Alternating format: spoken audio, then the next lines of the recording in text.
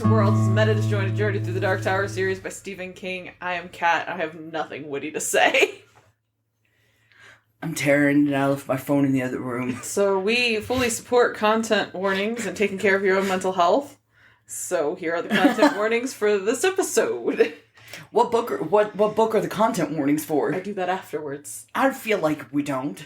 No, we just end up talking so much about the thing, I don't actually clarify what we're doing, because I try to make sure people can bounce when they want to bounce. And having listened to a podcast earlier that had content warnings, and still being surprised. Yeah. So, here's your content warnings for this episode, and the book we're on. Child death, child abuse, death, blood, violence, animal death, death of a parent, murder, gore, domestic abuse, injury detail, physical abuse, body horror, grief, infidelity, rape, animal cruelty, substance use, car accident, homophobia, medical content, sexual violence, misogyny, suicide, bullying, emotional abuse, gun violence, sexual assault, fire, kidnapping, confinement, torture, stalking, pedophilia, racial slurs, cannibalism, and fatphobia. It's a Stephen King book. This is every Stephen King book, including his writing book. We're reading Salem's Lot. We finished Salem's Lot by reading part 3 and the epilogue. If you read with us and you listened to the other episodes, I feel like this really proved how little I remembered. You've been caught. I was honest. You were honest. We're pretty honest about the fact that we have no idea what we're doing. Yeah. Yeah. Anywho, so we finished Salem Lot, and a lot of people died. Let's talk about it. Would you say a lot's worth of people died? A lot's worth of people died. So Mark makes it to Ben. Ben takes him to Matt. They all make a plan. The amount of just people going to people and talking. It's a Stephen King book. It's supposed to be action-packed and scary, and it was so many conversations. It was so many conversations. I'm sorry. I don't mean to laugh about it. It's still a good book. I'm just reminded. We kid because we love. Yes! Callahan joined forces with Ben, Mark, and Jimmy, and they all go to the Marston house where Barlow has left a letter for the quartet, taunting them with how he's a step ahead. Ben has to stake Susan, and they dump her body into a river. In a poor decision, they split the party. Father Callahan and Mark going to Mark's house to try and warn his parents, while Jimmy and Ben return to the hospital where Matt is. Matt scolds them for splitting the party, and rightfully so, since this is where Father Callahan departs. When they get to Mark's house, Mark's parents don't believe them about the vampire stuff. Before they can get shit sorted out, Barlow shows up and kills Mark's parents, then grabs up Mark. It is a showdown between Barlow and Father Callahan for Mark. Using his mother's cross, Callahan is winning and negotiates Mark's freedom. Unfortunately, his faith doesn't hold out, and the cross goes out, leaving Callahan at Barlow's ruthlessness. That ruthlessness manifests by way of Barlow forcing his blood on Callahan. A way to say it. Not turning him into a vampire, but leaving him unable to enter the church later on. His response, of course, is to hop a bus to New York and drink, as you do. That's how I've kept the gay away. Absolutely a way to, deal with your gay urges. Run away to Broadway? Yeah. He tried the church, it didn't work. Yeah, I mean, churches don't tend to work too often. Mark makes it back to the hospital, tells the others what happened. They plan again. This time, they plan to make stakes, except they might be tried for murder later, and just goes through staking vampires during the daytime. This is where it actually got a little, This is why you cannot leave a group of dudes to plan anything. When Susan stupidly tried to go deal with this on her own, she really fucked everything up, because these guys have no idea what they're doing. Group projects are always bad. Group projects that's nothing but dudes, so much worse. So Ben, Mark, and Jimmy leave the next day to go do the, staking business. Matt is still laid up in the hospital, and he does end up dying from natural causes, at least. So he also exits the story. Ben, Mark, and Jimmy once again, stupidly split the party. Mark and Jimmy go around town to mark spots where vampires are while Ben makes steaks. Jimmy pieces together where Barlow is based on the clue of blue chalk on his hands from the day before. So the two go to Ava's house. Jimmy falls when trying to go to the cellar, basement space, whatever. But he's killed by a bunch of knives that were put into a board. Mark flees and poorly drives Jimmy's car back to meet up with Ben, who had gone to try and find them when they were like an hour late from the meetup time. They go back to Ava's, find Barlow's coffin, and somehow are able to lift it like it's nothing. They stake him, he turns to dust, except for his teeth, and it's just about sundown as all this is happening, so all his little babies are waking up. Because, again, irresponsible vampirism really ran rampant through Salem's Lot. It's what happens when you introduce a species that isn't, like, native to an area that's, like, an invasive species. It wipes out all the other species, and then it can't really support itself. And this is just poor planning. It's why Australia's really strict about what you bring into the country. Ben and Mark drive off, and yes, they are the people in the prologue. Eventually, they return to burn Salem's Lot down, especially Marston House, which overlooks the lot, and the hope is that this will help avoid evil being able to settle in, but we already know that's not true, since the true not live the RV life. They just need the land. And that was the end of Salem's Lot, in a very small nutshell. Okay, cool. So, what are we reading next? No, but legitimately, like, it's... Not a lot happened in this book. Yeah. And yet so much happened. I already talked about, like, the Lot chapters. There's a ton of things I didn't include about them, and I figured they'd come full circle. And yes, basically, those were just about the people who were all going to become vampires. So you know who the vampires are. And that happened. And there's lots of little details to it, but at the same time, it's just like, eh. It drives up the scary factor because it's the people that you know. Yeah. It's the people that you are. It's what makes it so much more at home and relatable. Yeah. I didn't have that connection with any of the characters, and that probably is the massive issue here. Because I think that, like, especially with the way he goes back to Ava a lot, you're supposed to, like, really like Ava, and I didn't dislike her, I nothinged her. There just wasn't enough substance there for me to really give a shit whether or not she lived or died. I barely cared if Susan and Ben lived or died.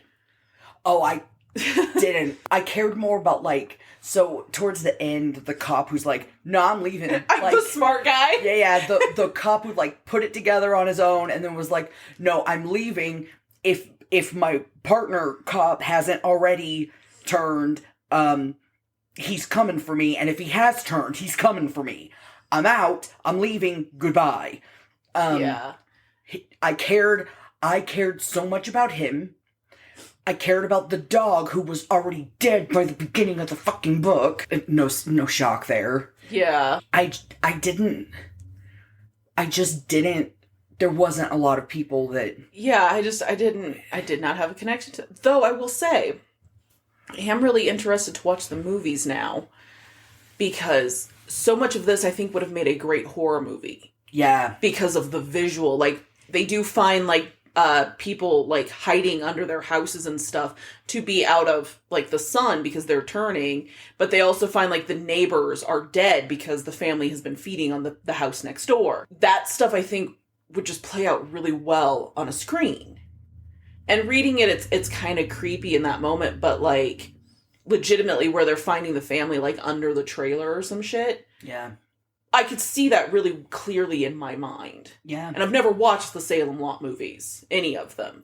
So the fact that I can have such a clear vision of that, I wonder if it's almost like how Misery was structured in such a way it lent itself to being a good play, which it is now. Yeah. If Salem's Lot was sort of like Sleepwalkers, and maybe that's why Sleepwalkers became what it was, where Sleepwalkers is only a movie. Was this just originally, he just had a movie in mind? Because then you can have all those characters. You can work with that. You can have, oh yeah, Miss Ava and her boarding house of people. And it works better because, well, they're just the people that pass Ben as he goes up to his room. Yeah. you kind of care, but you don't have to invest a whole lot. But you are more interested when shit starts to happen to them. But in a book, I was able to ignore them. And I did. Yeah. No, I wonder the same. I connected with the teacher a little bit. Not connected, but I cared. Yeah. At all.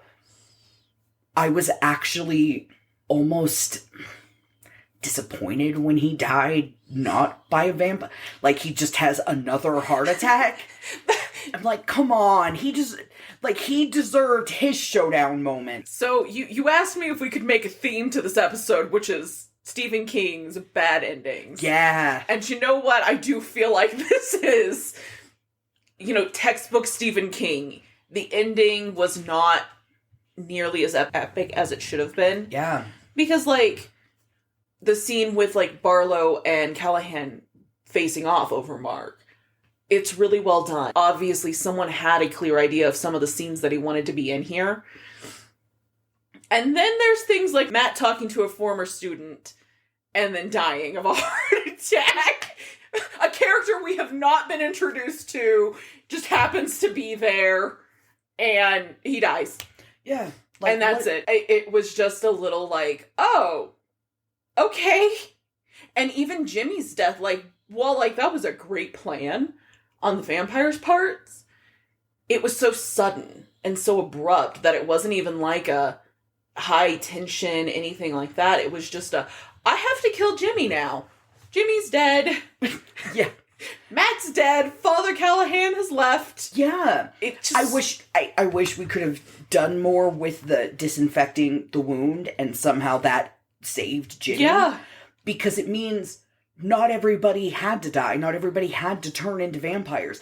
They discovered how to stop it, and that it is like a virus. Jimmy is saved. Jimmy dies anyways, but they find a legit cure. Enacted on nobody but Jimmy. They're listening to Matt, who's already been so scared he had one heart attack. Which, fine. I'm glad they're listening to anybody, but now we have a guy who, again, has been healed.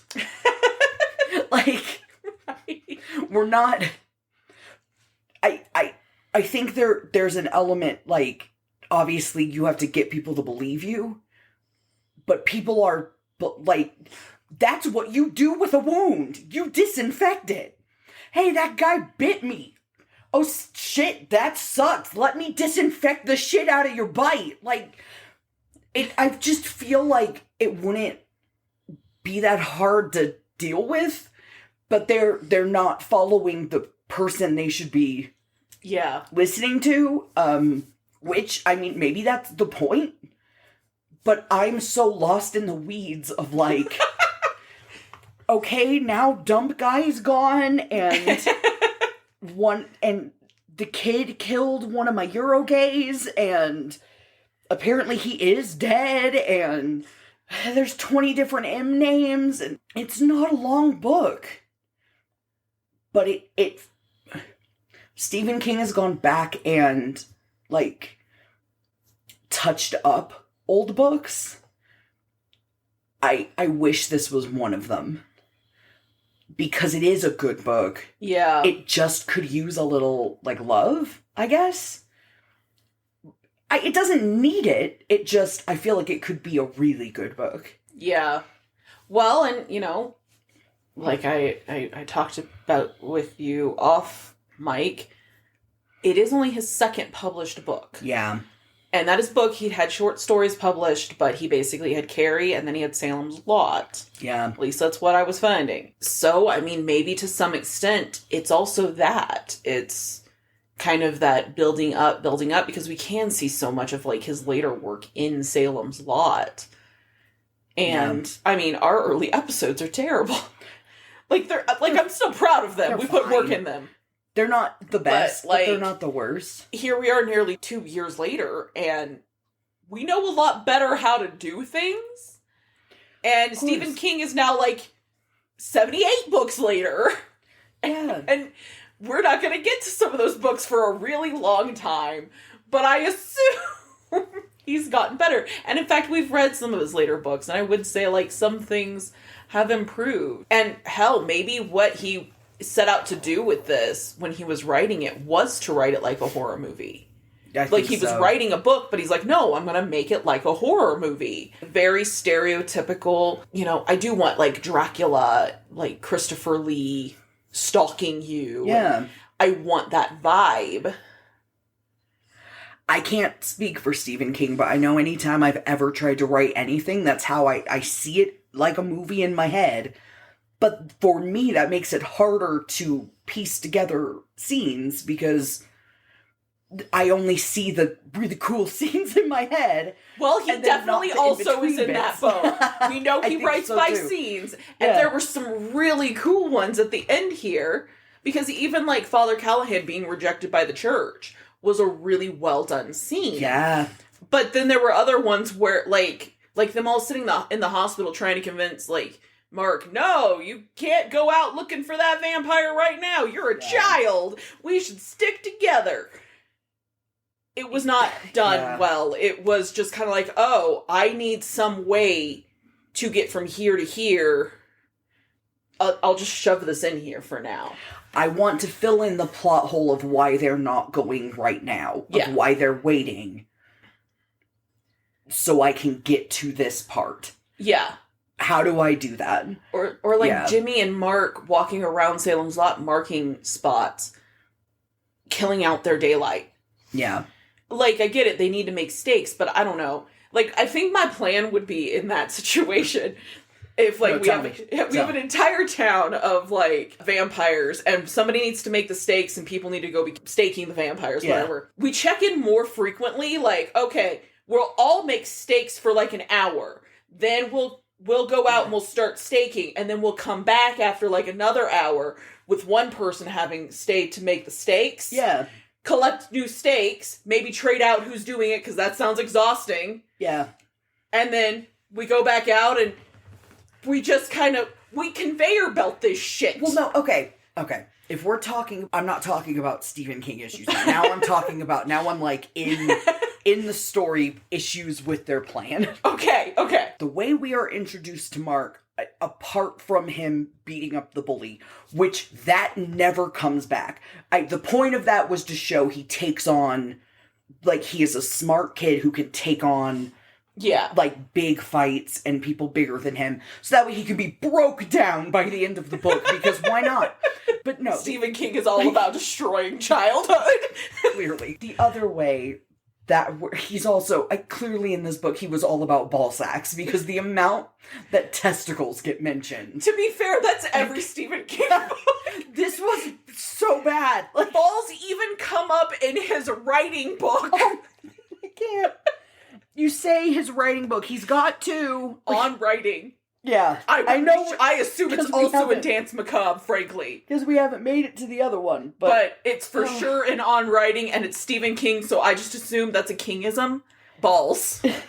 Testicles. Anyways. Other way is that the two initial kids want to go and see, because he's got cool shit. They want to go and see his monster movie figures. But the implication is that his parents have money because his dad's fancy or whatever. He has stuff. When are like walkie-talkies as a thing that kids have? When did that come into fashion? That's a good question. I feel like, and also when are army surplus stores a thing? Because if these guys, if Matt the teacher didn't have some lying around, if Jimmy didn't have some just because he's a doctor and could have that kind of shit, if they couldn't have found some hanging around like anybody else's shit, Mark should have had some just as toys, and I feel like by that would have been written into the characters. Yeah. That somebody would have had toy walkie-talkies, or something that they could have kept in touch somehow. They could have reached across more distance, I feel like. But I don't know that that's true. That would have solved so many issues. Yeah. It also would have not allowed a lot of plot to happen the way that it needed. Like, not a lot of the same way that, like, cell phones kill certain kinds of stories now. Yeah. Like, you cannot write specific things You have anymore. to find ways to either get rid of the cell phones or cell phone service, or you have to just work around them. Yeah, so I can't find an exact date about when the time they started shifting over to being kind of like a kid's toy and, like, common there, but it does seem like it was sometime in the 70s.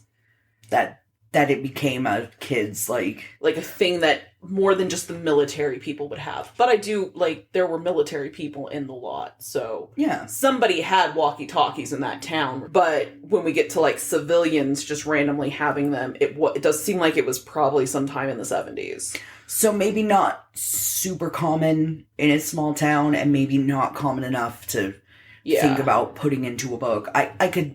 Yeah. It makes sense. Regardless, that's... As far as planning to deal with that kind of stuff, like, there's such a point in the book where they talk about the telephones and how important, like, Barlow kept cutting the phone lines.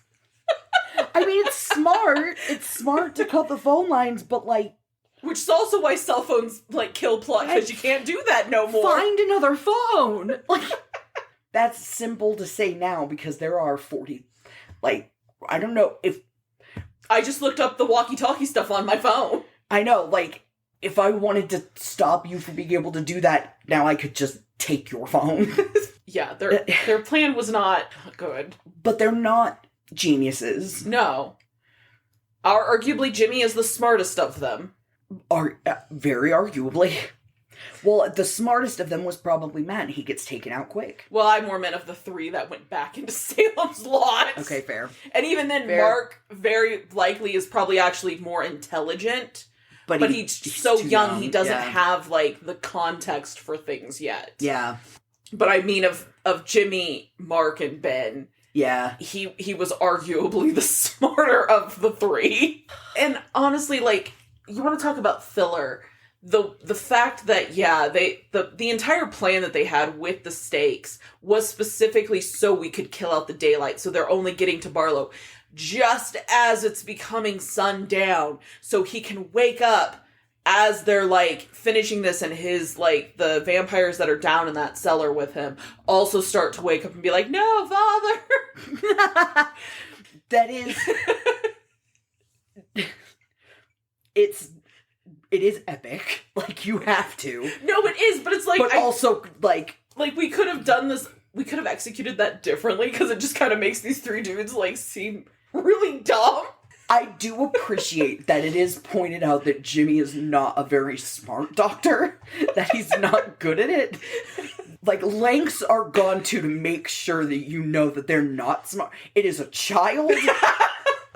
A C's get degrees doctor. And an alcoholic, or a dude on his way to alcoholism, and a confirmed alcoholic priest. We know that they're all, like, not playing fully there. It did make it a little easier to be like, okay, this is why this is going poorly for you. I'm amazed it went as well as it did. Yeah, they did luck out quite a bit. I feel like this is definitely the first place we see that idea of, like, evil always ends up a little blinded. And even then, if it's a sickness, if it's a disease, is it really evil, or is it just, like, does Barlow really have a choice? Do his children really have a choice? It seems like his children definitely really don't have much of a choice in what they do. Because, like, when you get the scene where Ava is actually being turned because she's been tricked by Barlow into, like, he glamored himself to look like her husband, Ralph, by the way. Yeah. His name was Ralph. Like, Annie's husband.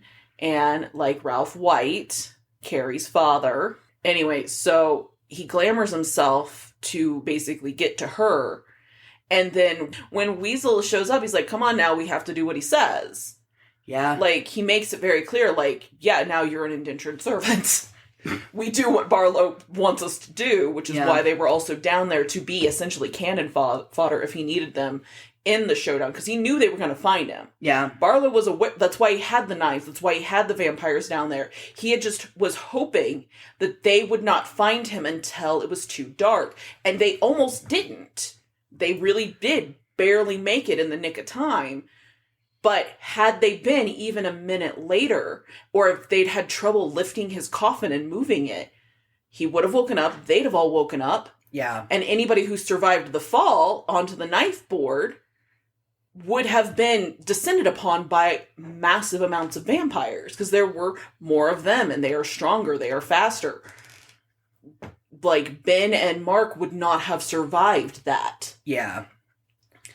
Which, that knife board, I laugh about it only because I'm still picturing Dr. Yap with Jimmy Wong's voice. I'm still picturing it in Bob's Burgers animation.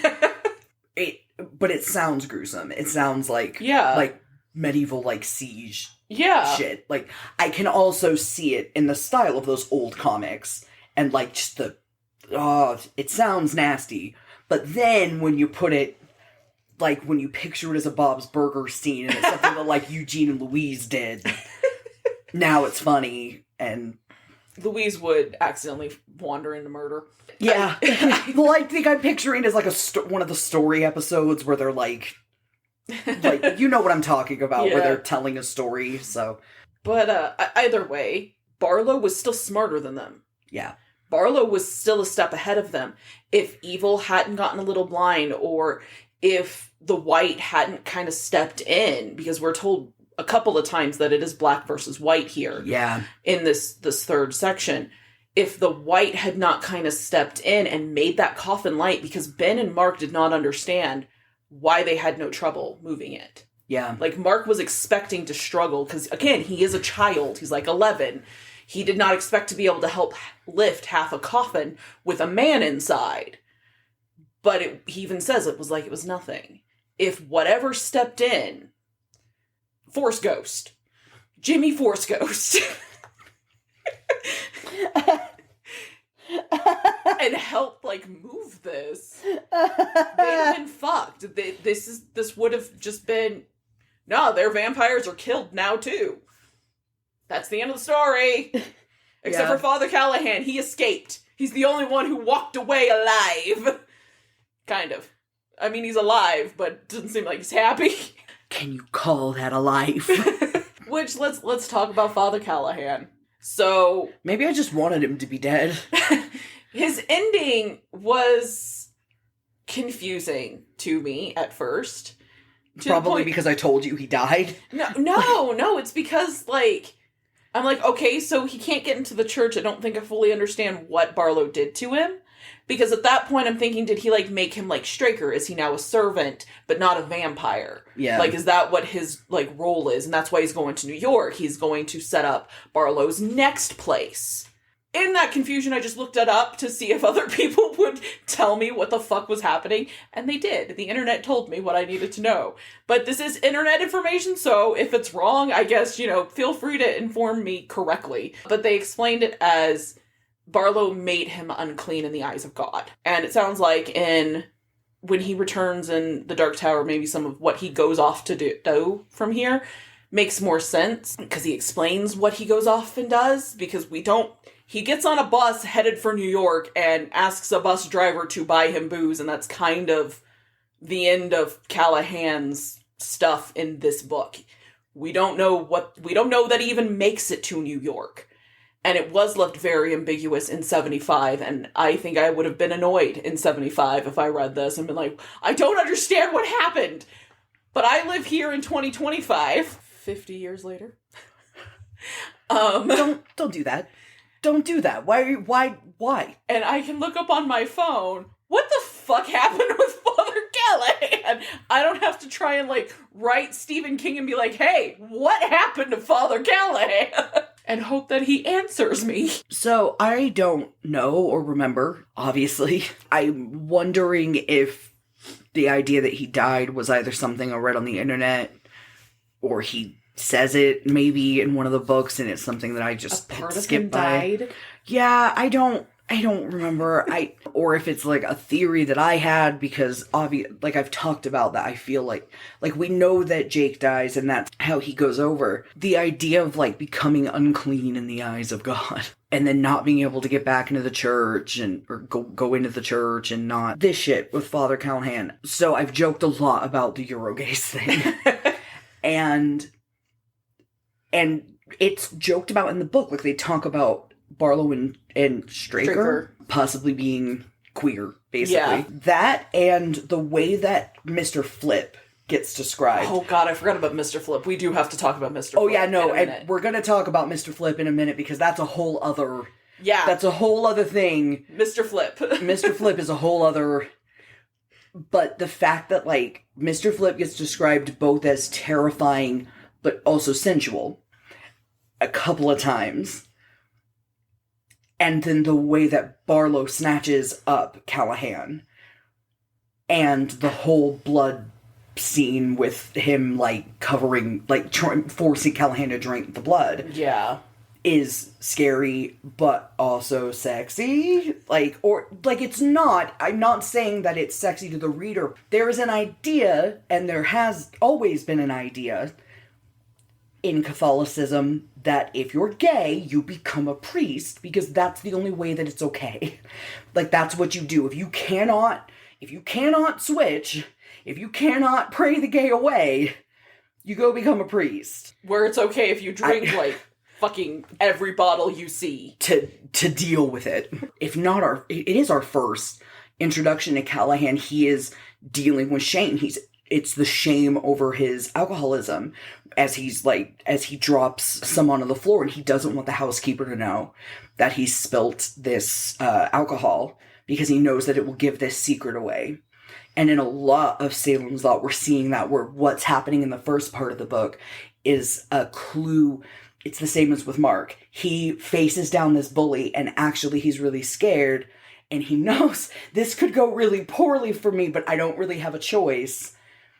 And then later in the book, it's the same. I have to do this. I'm really scared. I'm facing down a much bigger bully. Like, it's the first section of the book, and the first time we see characters foreshadows what's going to happen later. Ka is a wheel.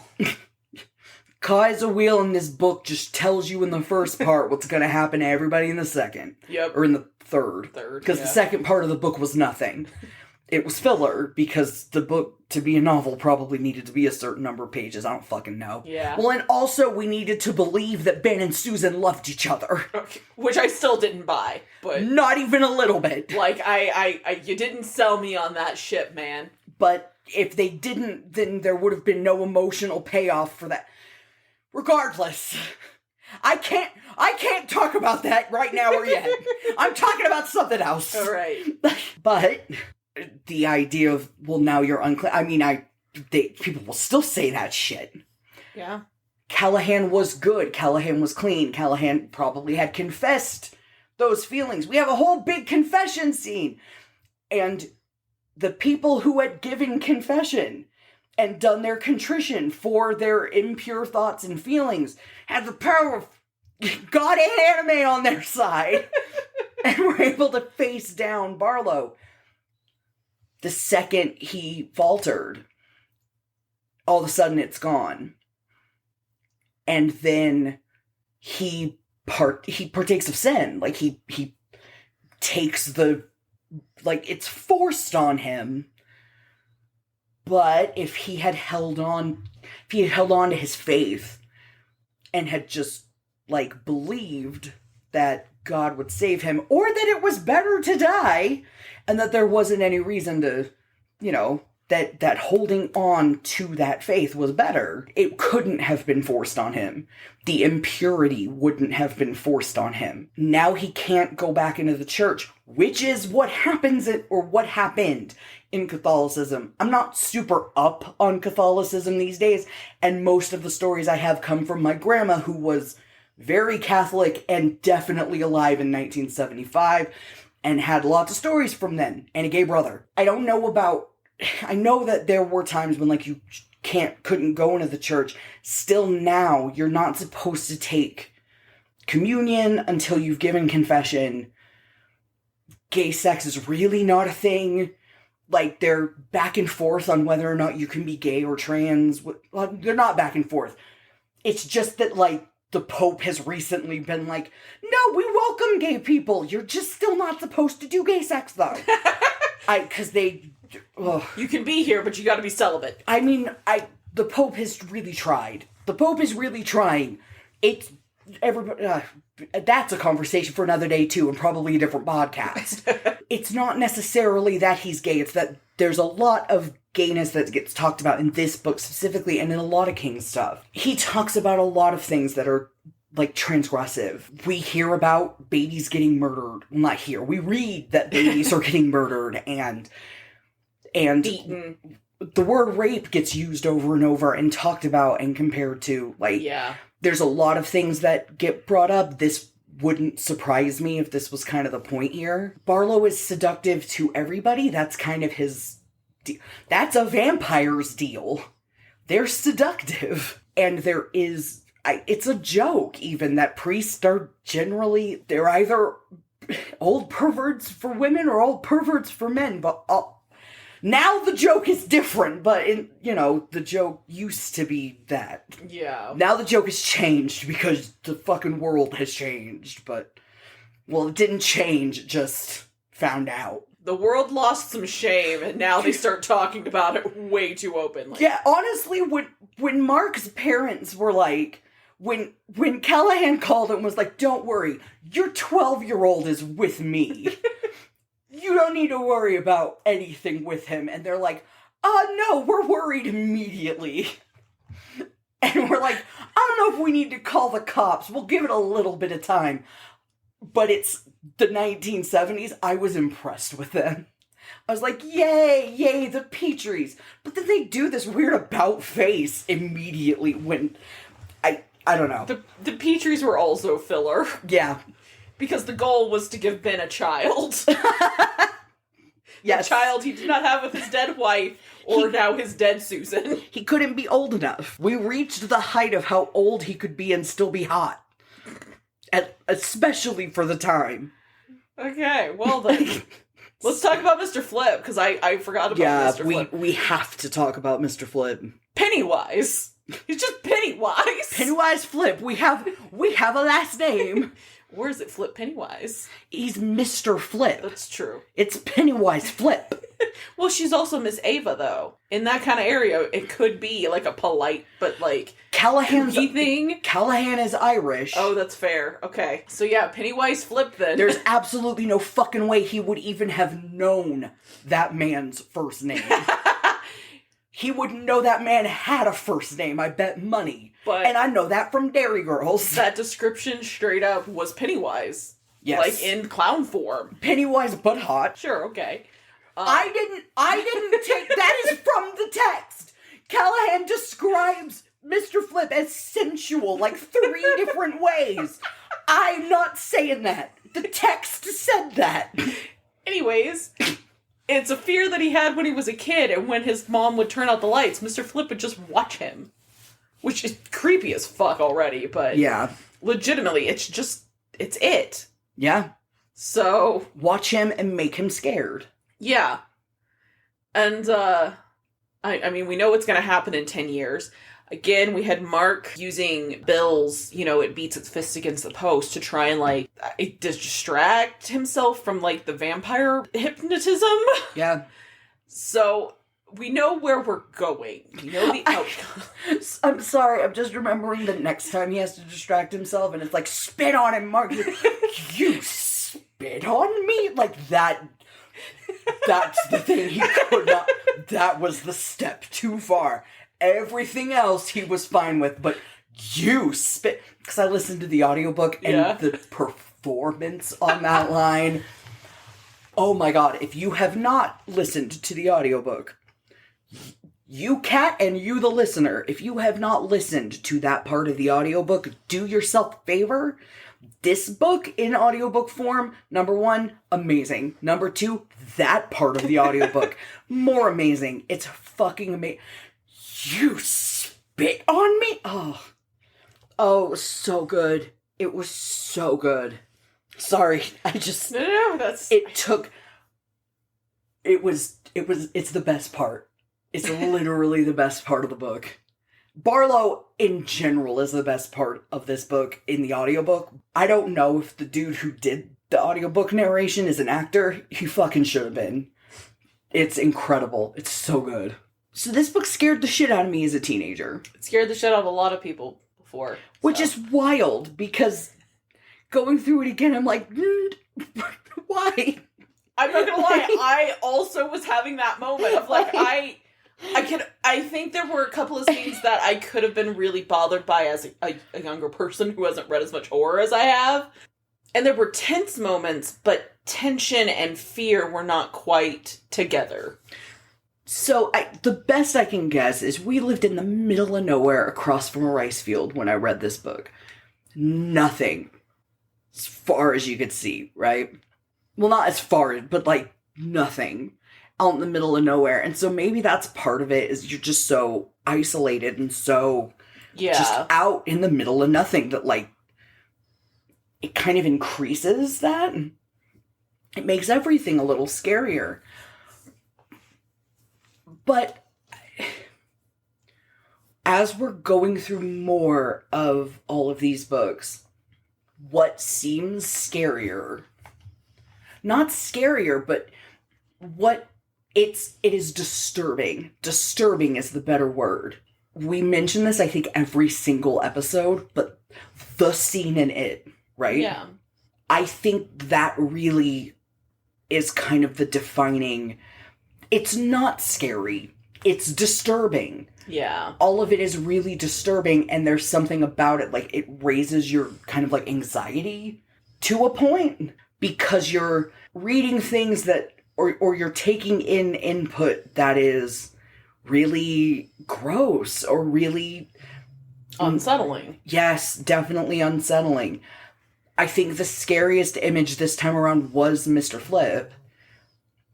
And it's just because he's described as, like, so, like, uncanny valley, like, so pale and so, like, gross looking, but he doesn't do anything. He just looks at you. Maybe that's part of what is scary or unsettling about Mr. Flip, but really, like,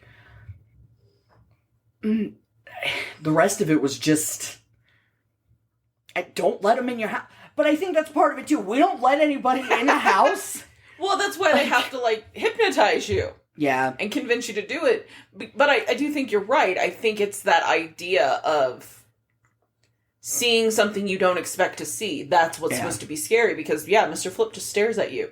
And in reality, like, with the vampires, they just appeared outside your windows. And if you were on, like, a ground floor, it was probably a little creepier to suddenly just see, hi there. Whereas, like, if somebody's floating, it's like, I'm trying my best not to laugh at you.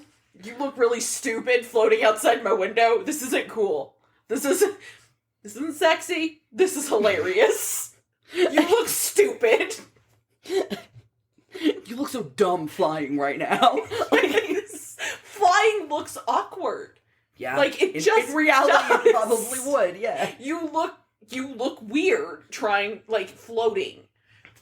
Floating is an awkward, like, vision to have. Like, people just floating in the air, and that's kind of how it's described. Because they're not even flying, because it's not like they're doing anything to keep themselves in the air that you can visually see. It is floating, because we all float down here. Yeah. Floating is going to look silly. Yeah. It just is. Now, because, again, I go back to the guy who does the audiobook narration, because so many of especially the dudes, he does with the thick, like, Northeast accent. Yeah. So all I can hear now is just, like, all I can see is somebody, like, just bobbing outside of a window, and then somebody waking up and just be like, what you doing out there? Like, and that's just it. Like, I don't know, can I come in? No, like just go. I don't know what you're doing out there. It just become like a back and forth, like, because floating is awkward. I mean, even if it wasn't awkward, it's just why are you up here? Like, for me that's scary. Like, why are you, like, because you want to talk about something you're not expecting to see.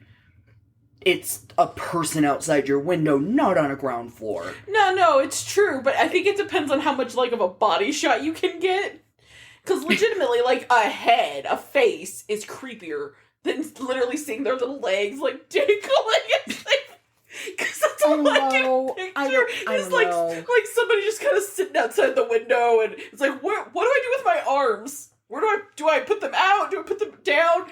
It's already awkward enough walking, figuring out what to do with my arms. That's why I wear hoodies with a pocket. I see where you're at for the sake of humor. On a creepier note, to me, what you're describing sounds like someone who has just been hung or hanged. I think it would be hanged. Someone who has just been hanged. Like, it's someone just dangling there. And again, that becomes scarier. If they are legitimately, like, kind of, like, if you can tell, like, it can be funny.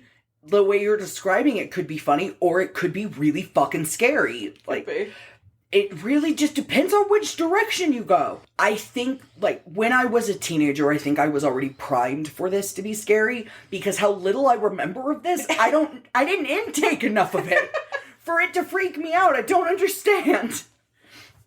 I think if I had really, like, taken in the text, I don't see how it could have scared me.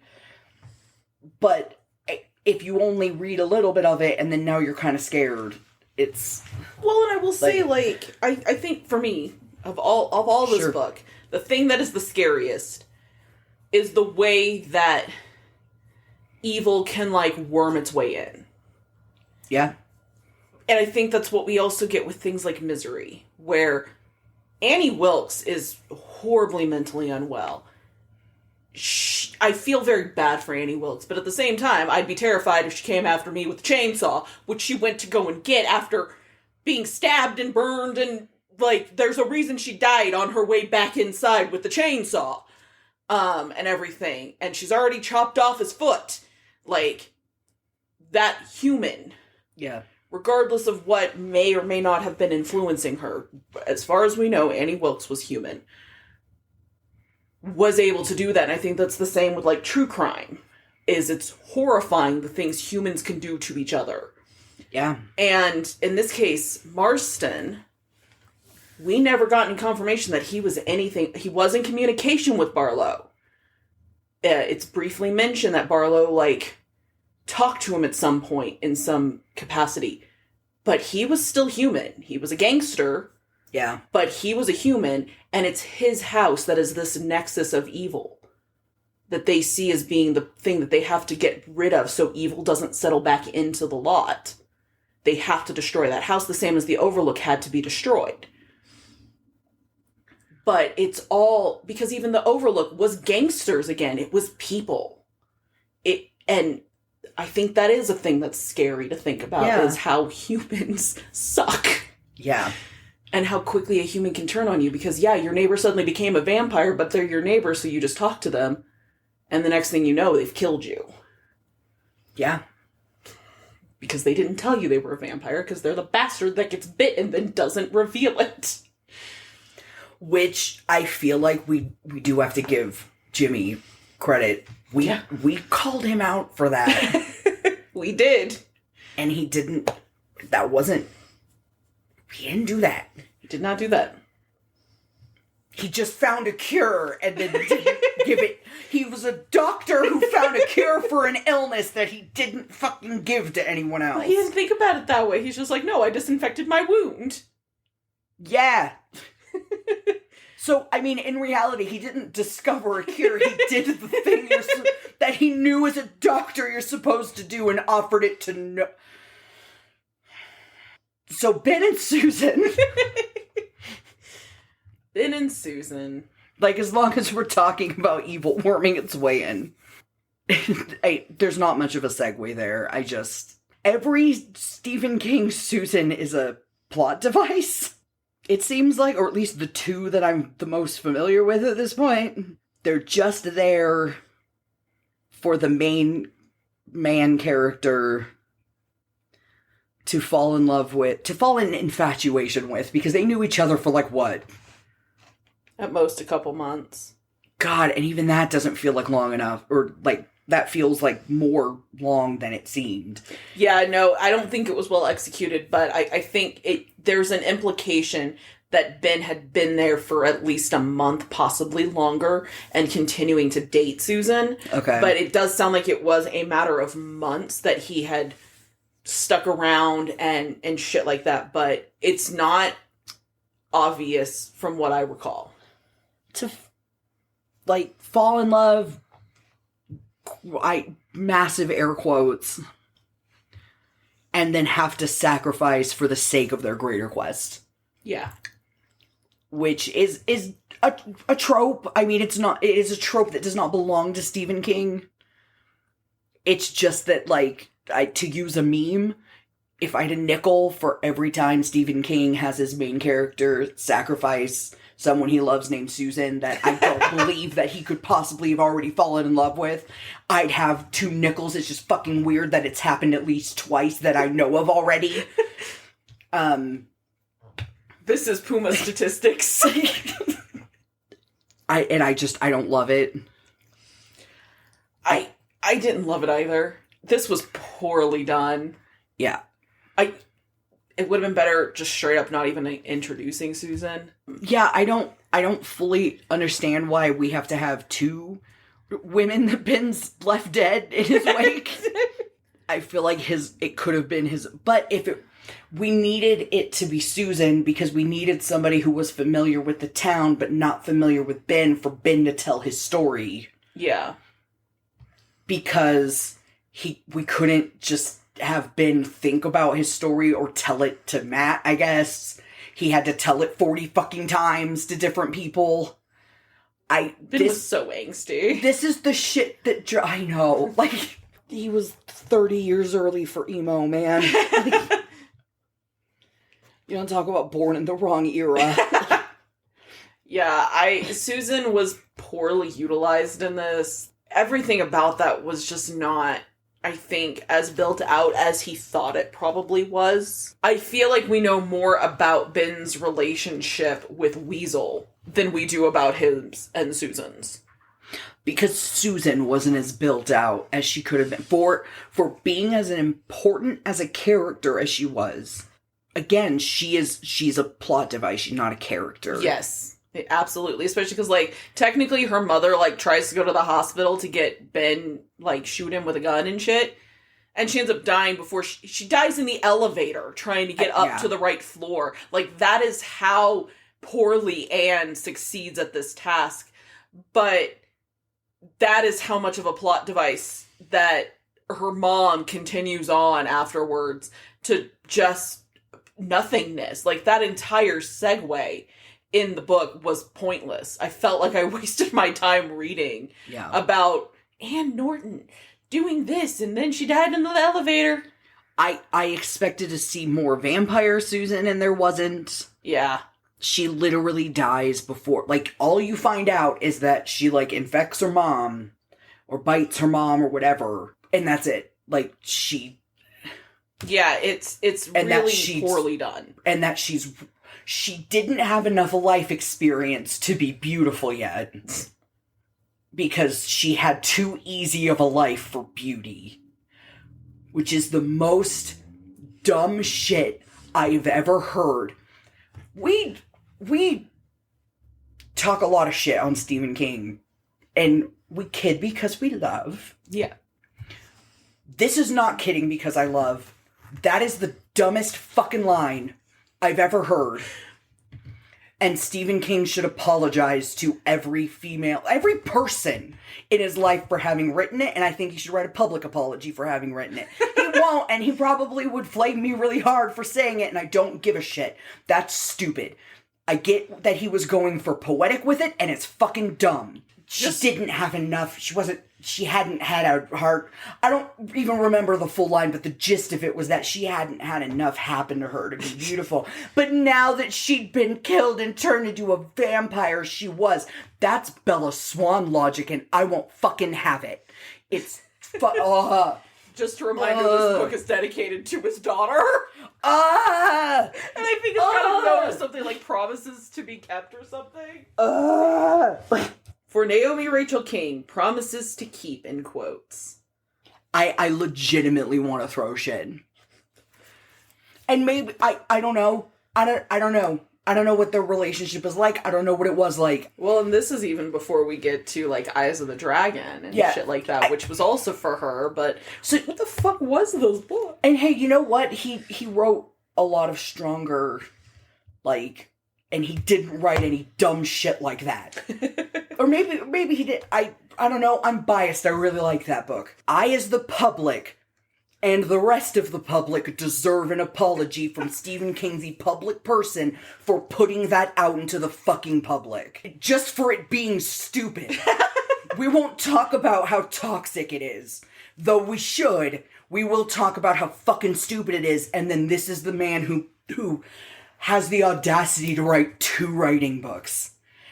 I'm not a writer. I'm not trying to say that I am a writer, but I'm a fucking reader, and I want to be your fan, sir. Stop making it hard. Okay, I'm done. That has to be it. I have to be done with that there. Anyways, it'll just keep going. So then, the only other thing I do want to kind of, like, point out is the house. Marston House. Yeah. That is the thing that they definitely want to, like, make a point to burn down. And it is because it is described as this, like, powerful house, like the Neibolt Street house, like the Overlook. Yeah. And in fact, because so much of King's stuff we're going to see later anyway, in the form of it, in the form of The Shining, when they actually burn it down, the, like, quote about it says that, like, it was a shrine, a dark house, overlooking this shunned and deadly town. Because, you know, I'm almost positive that's where he decided about the Overlook, which is going to come out in a few years. The house, we never really get the full scope of, like, why the house mattered in terms of to Salem's Lot. Like, we know the story behind it. We know it's this tragic, like, place, and it's the, you know, the town haunted house. But it never quite ties in properly. I think it does in terms of the King verse, it does. Yeah. It makes sense. But you have to take it from that perspective. Because otherwise it's just like, okay, I get that you want to burn the house down. That's where they set up shop. But you never quite made it explicit enough. And you don't always have to. I get the whole, like, oh, show, don't tell, like, advice. Yeah. At the same time, sometimes you have to actually tell. Yeah. You can't keep hiding behind it. But it's a little ambiguous. It's ambiguous, like Father Callahan's ending is ambiguous. Yeah. And frankly, it's a little ambiguous, like, how some of the stuff at the end of The Shining is, like, what happened? It leaves room for sequels. I don't know that that's the purpose. I mean, there was a Salem's Lot 2 movie. I'm of the impression it's terrible, but... Terrible good or terrible just terrible? I don't know. We're gonna find out because there's not a book to read with this. We gotta watch the old Salem's Lot, the, like, 90s, I think it was in the 90s or the early 2000s Salem's Lot, and then, like, the new show or something, or the new movie, whatever it is. Yeah. We gotta watch all those, and, yeah, we're gonna have to watch Salem's Lot 2. This time it's Lottier. Or is it Salem's ear? This time Salem's mad. It's a lot of Salems. It's a lot of pigs. Oh my god, if Salem's Lot 2 was actually a prequel about the pig, that would be amazing. Oh, yeah. You know what? I think this is... Stephen King, if you gave me a prequel about the pig, I take back everything I just got really mad about. That's the apology. I feel like I have been paid back at that point. We drew the star last time because we got caught up talking about that really big bird. And you know what? The star was a very fitting card. Yep. Because it was a symbol of renewal, faith, and spirituality. And the people who survived this maintained that. This time I have pulled the Ace of Cups. We've gotten this one before. Have we? I'm pretty positive we have. I think we've gotten it in our early days. Well, this card has a hand It's an upright hand. It appears to be a right hand holding a communion cup with a dove diving into it holding a communion wafer. At least I think it's a communion cup. It sure looks like one. With 5 streams of water coming out of it. It's a right hand coming out of like a cloud. Those streams of water are going down into a pond covered in lily pads and roses. The ace is a sign of a fresh start, typically a new relationship. It is a good time to open the heart and accept what someone else has to offer. That being said, I have to give you content warnings ahead of the next book we're doing. So we're going to finally read The Dead Zone. We are going to be reading through chapter 9. Let me double check that. Yeah. If you get to chapter 10, stop if you're reading with us. If you want to just live your life, live your life. So the content warnings, like there's going to be an actual slew of them like we normally do. But it is pretty well known that The Dead Zone is really unfortunately similar to some shit we are dealing with right now. And shitty politicians and them getting to do whatever the fuck they want to do. So, if you are not wanting to have that in your fiction, you know, we're going to try and make it funny. You heard what we just did. I made jokes about dangling feet by floating vampires. Totally understand if you don't want to join us for The Dead Zone. It should be roughly 3 episodes. But, you know, take care of yourselves. I don't have a good one in me this time. You're gonna wish you were in another world. Oh, Christ. Okay, bye.